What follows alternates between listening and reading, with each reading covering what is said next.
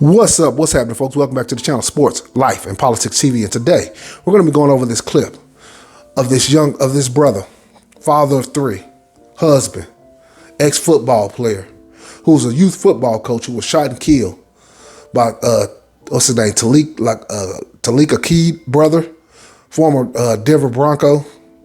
I think Talib is from Dallas. And an argument started and a fight broke out. And these brothers were out there battling over a preseason football game, y'all. Look, the black man has a lot of issues. He always says the white man and the police and all this, that, and the third. And yes, police brutality is a problem. Racism and the justice system is a problem. Racism on the job is a problem. But we have to admit as black men, the biggest problem is we hate each other. We so quick to kill, hurt, fight, shoot, beat on one another for the smallest transgressions. This brother died at a preseason football game. One of the most pointless deaths you ever want to see in your goddamn life. But let's take a look at the clip.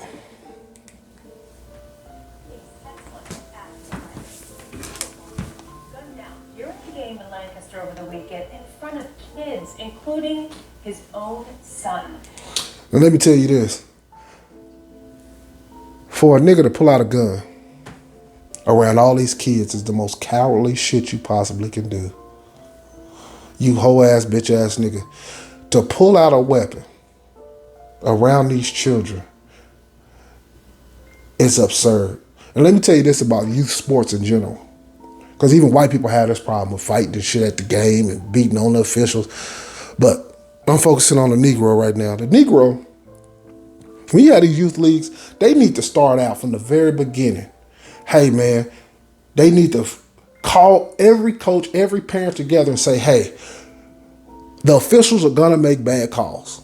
These ain't NFL officials. And the NFL officials make bad calls. Hey, whatever the problem is, let's talk it out. Let's be adult, but we can't be out here fighting. If you fighting, we kicking your kid immediately off the team. If you're yelling at officials, we kicking you off your kids off the team. You gotta start taking a hard line because obviously this shit is going too far. And this man was killed in front of other children and his son. His son will never recover from that shit. And we don't need another black father out of these homes. Chris Talib, following this story in our newsroom. Now, Chris, this suspect is still out there. Yes, Kara, and he didn't turn himself in now, by the way. Police say that it was an argument between coaches and officials that led to the shooting and the death of an assistant coach at a youth football preseason game. Lancaster police think that this is the man, Aqib Talib, and they're still looking for him. They believe he was the shooter. We're told he was an assistant coach for the North Dallas United Bobcats, one of the two teams playing Saturday night at Lancaster Community Park. Video posted to social media shows several adults obviously angry, and then things getting physical. And as you can see, the official looked like he just left a hole-in-the-wall club from Dallas. Maybe the Cliff Club. I don't know if they still have playmates in South Dallas. But you can tell these ain't no real officials, man. It's just a brother out here volunteering for the kids. He ain't took no damn class. He ain't been in no real referee officials training and shit, man. And these parents be mad. Out on the field before you hear several gunshots being fired. An assistant coach for the... And I mean, they was out there fighting hard. And this is the brother right here who lost his life. He has a wife. Look like he has two daughters and he has a son. God bless him and his family. Completely tragic and pointless. Unbelievable that the brother lost his life. DEA Dragons named Mike Hickman was killed, making the situation all the more tragic. Hickman's 9-year-old son is one of the players on the team and was there when it all happened. Hickman was 43 years old and played football himself locally at Maceo Smith High School and at the University of North Texas. We spoke with the presidents of the two teams who were obviously in disbelief that something like this could happen. I think it's all senseless, man.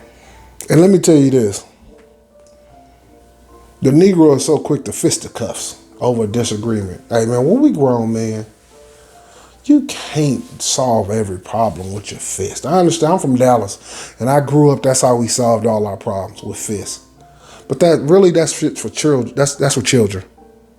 Because you can kill a man. You can hit a man one time, he fall down, hit his head, and die. Put him in a coma, paralyzed. Man, that shit happens all the time. The black man has to learn to use his goddamn words. Use discernment. Use his debating skills. You can't just go around taking your shirt off, ready to goddamn me fight at the drop of a hat over a preseason football game. I'm scratching my head like that's like dying over the most pointless, useless. I mean, I'm gonna finish the video out. Unbelievable. Yesterday was probably the worst day of my life, man. This is something that these kids will remember for the rest of their life. They'll never forget this moment. The only thing that I want right now is just justice. That's all. No, we need more than justice. We need more than justice. We need to have a come to Jesus meeting between black men. Because the black man is so quick to tear another black man's ass up. He won't take no disrespect. He won't take nothing. He will slap a nigga down, shoot a nigga, kick a nigga, beat a nigga. All that shit at the drop of a hat. Hey, man. In a minute, we gonna need each other. I just made another video on Are Negroes Ready for What's Coming? And the answer was, hell no, they not ready. Don't tell you how I know we not ready? Because we too busy harming each other. Now, 2 Negroes was lost. I'm pretty sure that other brother probably had kids too. So they kids lost their daddy because their daddy was an idiot that wanted to pull out a gun. The other brother lost their daddy because his daddy out here fighting and wrestling and kicking and shit out here.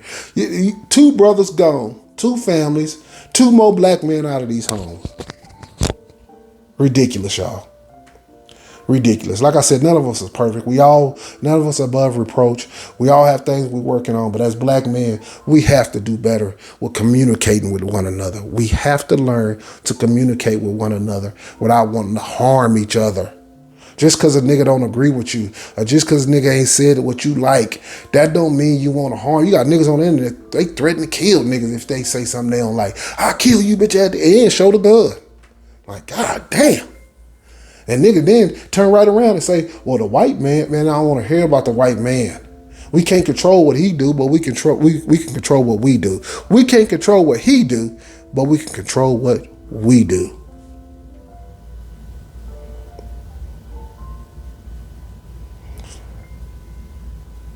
The moral of the story is, y'all, we gonna need each other here eventually.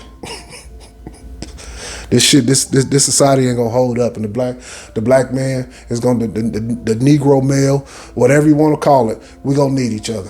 That's the moral of the story. We have to come together and learn how to communicate. I appreciate y'all tuning in, man. Hit that like, hit that subscribe. I just took your ass on one hell of it. The Negroes gonna need each other eventually. Right. Peace.